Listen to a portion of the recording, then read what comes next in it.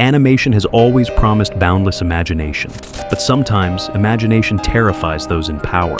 What happens when a cartoon pushes too far, revealing truths society isn't ready to face? Some films vanished, others resurfaced only in fragmented cuts, their raw form locked away. Today we count down 14 animated movies so daring, so controversial, that Netflix still refuses to stream them uncensored. The question is, what are they hiding from you? Number 14. Watership Down, 1978. When Watership Down first premiered, audiences were unprepared. Marketed as a tender fable about rabbits, it quickly earned a reputation as one of the darkest animated films ever created. Beneath its hand-drawn meadows was a survival story drenched in brutality, blood, and despair. Children expecting a Disney-style adventure were instead confronted with savagery. Rabbits ripped apart, poisoned, and hunted down in a war of territory. The controversy began immediately. Parents flooded theaters with complaints. Censors in America and Britain debated slapping it with adult ratings, though it was ultimately released as a family film. That contradiction haunted it. TV airings cut away chunks of violence, while VHS releases carried warning stickers. Schools banned it, even as scholars hailed it as a masterpiece of allegory about tyranny and freedom. Behind the scenes, production nearly collapsed from financial strain. Animator Martin Rosen fought bitterly with studios who wanted to soften the violence. He refused, believing the story demanded truth. "Children," he said, "can handle more than you think." That conviction only made executives more nervous. In the years since, Watership Down has resurfaced in censored broadcasts. Netflix carried a version for a short time, heavily trimmed. Yet the uncut edition, with every frame of terror intact, still feels dangerous. Its legacy? A cartoon that exposed the lie that animation must always be safe. In the end, Watership Down reminds us that even painted rabbits can bleed, and sometimes that's what makes the message unforgettable. Number 13. When the Wind Blows, 1986. At first glance, When the Wind Blows looked gentle, almost comforting. Animated in soft pencil lines and pastel colors, it told the story of Jim and Hilda Bloggs, an elderly English couple trying to survive a nuclear strike. But beneath that quaint exterior was one of the most harrowing depictions of atomic annihilation ever committed to animation. The film was praised by critics as daring and poetic, but it terrified audiences. Its release coincided with real Cold War panic, when mushroom cloud drills and nuclear fear were daily realities. Governments worried it would fuel anti-nuclear protests. Broadcasters hesitated, fearing its bleak ending, where radiation slowly kills the couple, was too disturbing for public airwaves.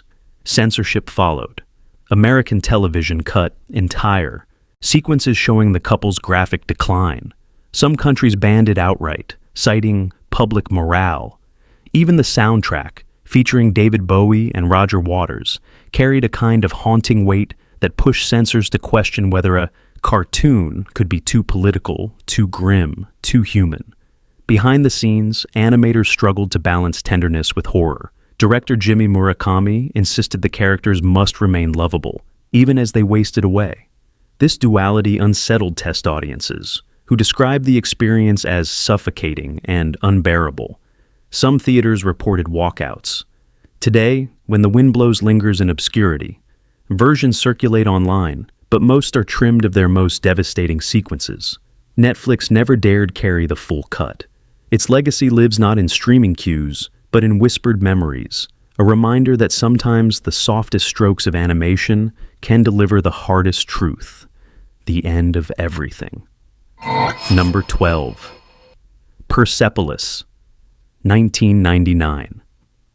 When Persepolis debuted, critics hailed it as groundbreaking. Based on Marjane Satrapi's autobiographical graphic novel, the film told the story of a young Iranian girl coming of age during the Islamic Revolution. Its simple black and white animation contrasted with a narrative of political violence, oppression, and exile.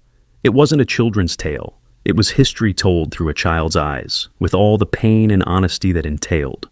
But honesty has a price.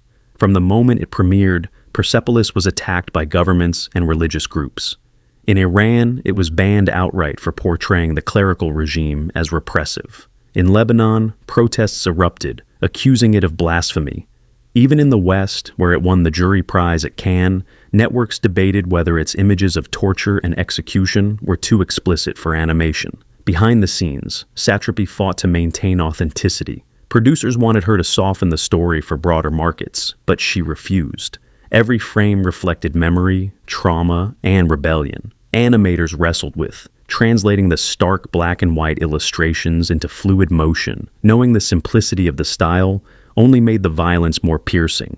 Reception was divided. Intellectuals praised it as a work of art. Parents expecting cartoon storytelling were horrified. Some theaters pulled screenings after complaints, while festivals placed disclaimers at the door. Years later, Netflix acquired regional rights, but what appeared was an edited cut, stripped of some of its most politically sensitive moments. The legacy of Persepolis is one of defiance. It proved that animation could carry the weight of revolution. Even censored, even fragmented, its voice refuses to be silenced. And that's precisely why the full uncensored film remains difficult to find today. Number 11. Heavy Metal. 1981. If there was ever an animated film that embodied excess, it was Heavy Metal. Released at the dawn of the 1980s, it was an anthology of wild psychedelic tales inspired by the cult comic magazine. Dragons, space warriors, apocalyptic wastelands. The movie was a visual fever dream. Its reputation? Pure rebellion. For fans, it was counterculture-made celluloid. For censors, it was chaos unleashed. The film's content immediately triggered backlash. From hyper-violent battles to bizarre occult imagery, Heavy Metal was unlike anything theaters had seen. Parents' groups demanded bans, calling it filth. Studios feared lawsuits. Some countries slapped it with restrictive adult-only ratings, while others simply refused to screen it.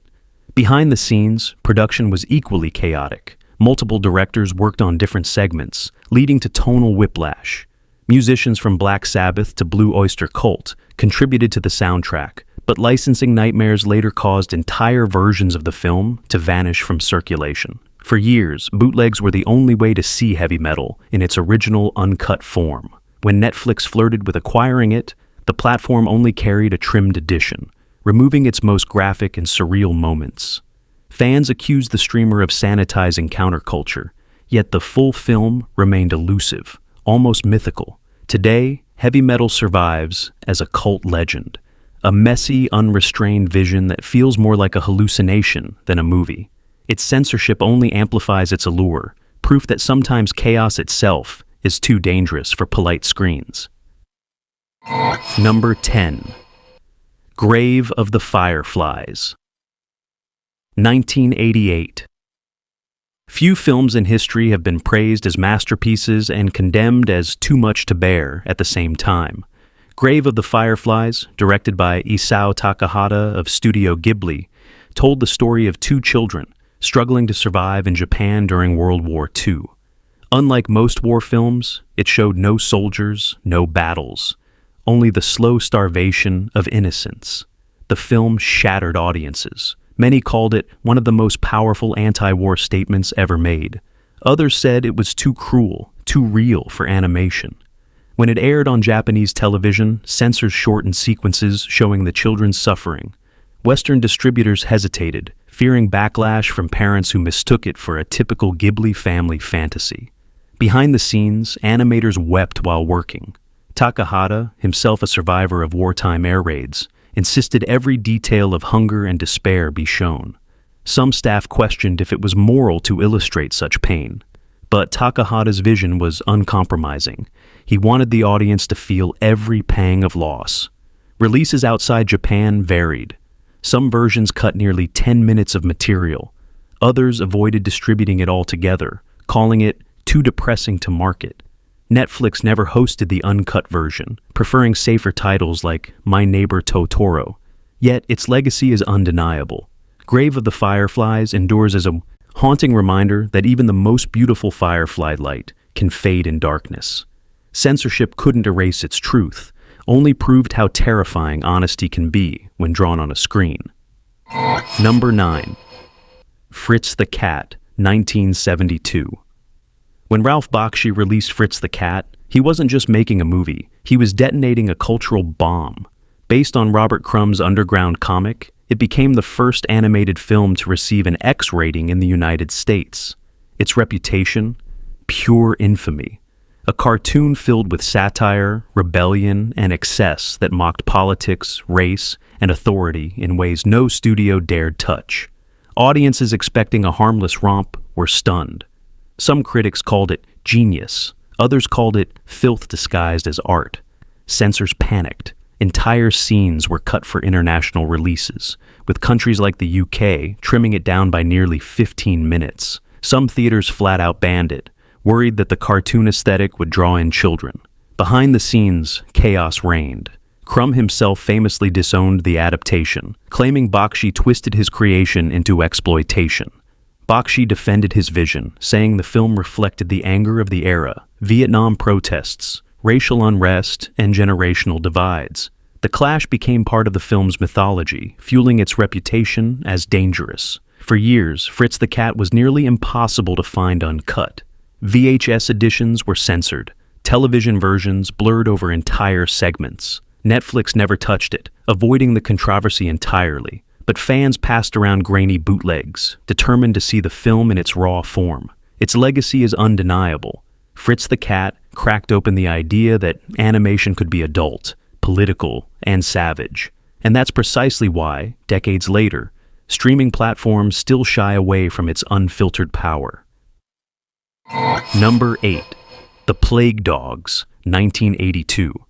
After the shock of Watership Down, director Martin Rosen struck again with The Plague Dogs. If Watership was survival horror for rabbits, this was survival horror for humans by proxy. The film followed two dogs escaping from a government laboratory where horrific experiments were conducted on animals. Unlike Disney's friendly canines, these were scarred, broken survivors of cruelty. Critics were horrified. The original cut contained graphic depictions of vivisection, drowning, and starvation. Animal rights groups hailed it as a rallying cry, but families accidentally stumbling into screenings were traumatized. Censors slashed nearly 20 minutes from its runtime in the US, softening its bleakest moments. Behind the scenes, Rosen fought to preserve his uncompromising vision. Funding was tight, studios threatened to abandon the project, and animators reported emotional breakdowns from drawing endless suffering. Rumors swirled that the film was cursed, as several staff members quit mid-production, unable to cope with the material. Despite glowing praise from some critics, The Plague Dogs disappeared quickly. Television networks refused to broadcast it. Video releases varied wildly, some complete, some hacked into incoherence. Netflix never streamed it at all, wary of its reputation as too disturbing.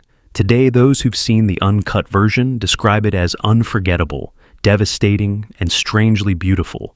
Its scarcity only amplifies its legend.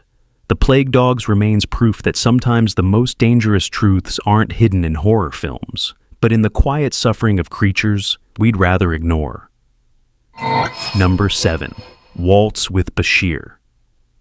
2008. Unlike most animated films, Waltz with Bashir wasn't fantasy, it was memory.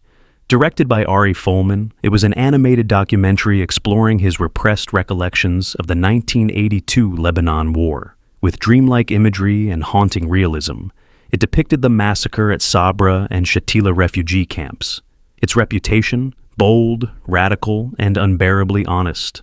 From the start, controversy erupted. In Lebanon, the film was banned outright for its portrayal of the conflict. In Israel, it divided audiences. Some hailed it as a national reckoning, others condemned it as treachery. Broadcasters in the US and Europe edited scenes of mass killing, fearing public backlash. Behind the scenes, Folman and his team experimented with a hybrid of animation styles, blending rotoscoping with surreal visuals. The production was grueling. Animators described reliving trauma frame by frame. Folman himself admitted that making the film broke him emotionally, but he insisted on pushing forward, believing animation could capture the horror of memory better than live action.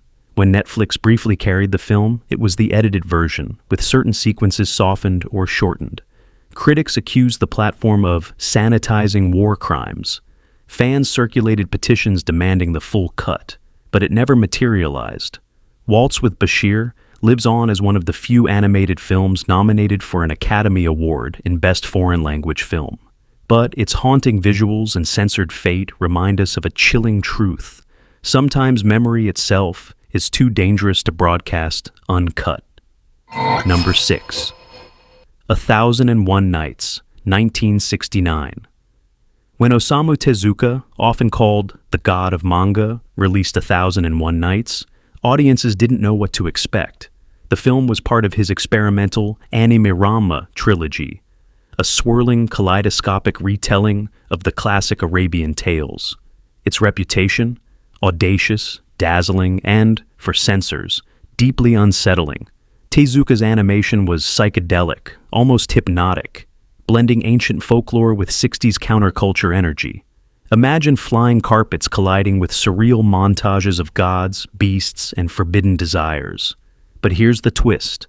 While critics praised it as avant-garde, governments worldwide recoiled. The combination of mythology, bold imagery, and subversive undertones triggered bans across Asia, cuts in Western markets. Behind the scenes, Toei Studios struggled with Tezuka's uncompromising vision. Production went over budget as the director demanded ever more elaborate animation. Studio executives panicked, unsure how to market the final product. Was it art? Was it entertainment? Or was it dangerous? Even animators admitted they weren't sure what they had created. The controversy deepened after release. Japanese censors trimmed sequences they feared mocked religion. In Europe, distributors shortened it to emphasize adventure while cutting its most experimental sequences. When streaming arrived decades later, platforms like Netflix stayed away, perhaps wary of its politically and culturally volatile imagery. Today, 1001 Nights lingers as a cult artifact. Rare screenings draw whispers of awe and confusion. Its censored fate speaks to a deeper truth. When art refuses to fit inside a box, those in power often choose to hide it altogether. Number 5. Animal Farm, 1954. George Orwell's Animal Farm was already one of the most controversial novels of the 20th century. Turning it into an animated film was daring, but also politically explosive. Released in 1954, it was the first British animated feature, and it carried a reputation as both bold art and dangerous propaganda. At first glance, it looked like a simple allegory, farm animals overthrowing their cruel human master. But audiences quickly saw through the allegory. It was a direct attack on Stalinism and Soviet communism. The timing was electric. The Cold War was escalating, and governments feared the film would inflame political tensions. The controversy ran deeper than most knew. Years later, declassified files revealed that the CIA secretly funded the production, determined to weaponize animation as a propaganda tool. This revelation only fueled paranoia about censorship and manipulation. Scenes were altered to align with Western political messaging, including a rewritten ending that turned Orwell's ambiguous satire into a more triumphalist condemnation of communism. Behind the scenes, animators wrestled with guilt. Some reportedly knew the CIA was involved, others didn't. Internal clashes over the film's tone led to chaotic production delays. The finished movie divided critics, praised for artistry, condemned for distortion. When streaming services rose, Animal Farm was notably absent from platforms like Netflix. Rumors circulated that unresolved rights issues combined with its politically charged origins kept it out of circulation. Whatever the reason, the uncut original version remains elusive.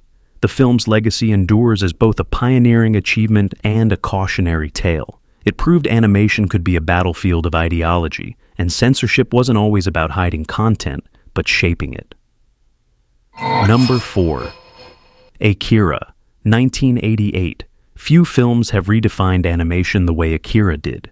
Released in 1988, Katsuhiro Otomo's cyberpunk epic stunned the world with its neon-soaked dystopia. Its reputation, a masterpiece, a revolution, and, for censors, a nightmare. The story of psychic teenagers, government conspiracies, and a collapsing Tokyo was filled with imagery that terrified regulators. Graphic violence, body horror, and political undertones led to bans in several countries. Early US releases trimmed sequences deemed too grotesque. In some nations, distributors demanded edits to remove moments critics argued would incite panic or disgust. Behind the scenes, Akira was one of the most expensive animated films ever made, with over 160,000 hand-drawn cells. Animators worked around the clock, breaking deadlines and exhausting budgets. The ambition was staggering. Yet, as Otomo pushed for more realism, more blood, more chaos, studios grew anxious. Was this brilliance or disaster? The controversy only fueled its cult status. In Europe, underground screenings of the uncut version drew massive crowds. Bootleg VHS tapes circulated, becoming prized possessions for anime fans. By the time Netflix emerged, Akira had legendary status, but only the censored cuts appeared on mainstream platforms, leaving purists furious. Today, Akira is credited with shaping modern anime and influencing Hollywood blockbusters. But its censored legacy lingers. It remains a reminder that when art holds a mirror to society's fears, violence, government collapse, unchecked power, those in charge often try to blur the reflection. Number 3. Perfect Blue. 1997, Satoshi Kon's Perfect Blue was marketed as a psychological thriller about a pop idol spiraling into paranoia. What audiences got was a nightmarish descent into obsession, fractured identity, and blurred reality. Its reputation? Brilliant, but too disturbing. The story follows Mima, a singer who leaves her idol group to pursue acting, only to find herself stalked, manipulated, and driven into madness. The film's imagery, hallucinations, breakdowns, violence, hit audiences like a shockwave. Critics praised its artistry, but parents' groups called it poison in animated form. Censorship came fast. In the UK, distributors cut nearly 6 minutes of content. Television versions in the US stripped out entire sequences of psychological horror. Even in Japan, broadcasters hesitated, worried about its intensity. Behind the scenes, Kon pushed animators to capture realism so raw, it unsettled the staff themselves. Rumors swirled that crew members quit mid-production, unable to handle the darkness. When Netflix curated anime catalogs, Perfect Blue never appeared in its uncut form. Some whispered it was too controversial for the mainstream. Others pointed to licensing tangles. Either way, fans still chase rare DVDs and festival screenings to see the version that once horrified censors. Today, Perfect Blue is considered a masterpiece that inspired films like Black Swan, yet its censored fate proves a haunting truth. When art peers too deeply into the human mind, society often looks away. Number 2. Fire and Ice, 1983. In the early 1980s, animator Ralph Bakshi teamed with fantasy artist Frank Frazetta to create Fire and Ice, a sword and sorcery epic brought to life with rotoscope animation. Its reputation was that of a cult fantasy, drenched in violence and primal energy. But for censors, it was too much. The story pitted a young warrior and a princess against an evil overlord who commanded glaciers and monsters. But the visuals pushed boundaries, brutal battles, grotesque creatures, and themes of domination that unnerved audiences expecting a safer fantasy tale. Some countries slapped it with restrictive ratings. Others demanded edits that stripped away entire sequences. Behind the scenes, production was grueling. Actors wore costumes to provide rotoscope models, while animators traced frame by frame, an exhausting process that dragged the schedule. Bakshi, determined to preserve Frazetta's dark vision, clashed with studios who begged for a lighter tone. The result was a compromise that pleased few, but gained a passionate underground following. When Netflix explored fantasy archives, Fire and Ice was never included. Licensing was one excuse, but whispers suggested the film's rawness kept it sidelined. Its legacy is complicated, too strange for mainstream, too fierce to be forgotten. Today, it stands as a reminder that animation can be brutal myth, not just fairy tale. Number 1. Barefoot Gen, 1973. Few animated films have shocked audiences as deeply as Barefoot Gen. Based on Keiji Nakazawa's manga, it told the story of Hiroshima's atomic bombing through the eyes of a child. Released in the early 1970s, its reputation was immediate, devastating, unforgettable, and for censors, unbearable. the film did not flinch. Audiences watched as Hiroshima was obliterated, as fire consumed families, as survivors clawed for life in the ruins. Critics praised its courage, calling it the most searing anti-war film in animation. But governments panicked. In Japan, schools debated whether to show it, fearing it would fuel anti-nuclear protests. In the US, broadcasters cut away entire bombing sequences, claiming they were too traumatic for viewers. Behind the scenes, animators were shaken. Survivors of Hiroshima who consulted on the film wept as they described what happened, and artists tried to capture it faithfully. Many later admitted the process haunted them. Some questioned whether showing such raw suffering in animation was ethical, but Nakazawa insisted it was necessary. For decades, versions of Barefoot Gen circulated with key scenes cut. Netflix, despite carrying other war-themed anime, avoided it completely. Too controversial, too heavy, too real. Yet, that absence only made its legend grow. Today, One Barefoot Gen remains a hidden pillar of world cinema, a film that dares to remember what others tried to erase. Its censorship is perhaps the most revealing of all. When the truth is too painful, the easiest choice is to silence it. These 14 animated films prove one thing: cartoons aren't always safe. They can wound, protest, and reveal truths governments and studios would rather bury. Each cut, each ban, each vanished reel is a reminder of how fragile memory can be. Which of these censored films shocked you most? Tell us in the comments, and don't forget to like, share, and subscribe for more hidden histories.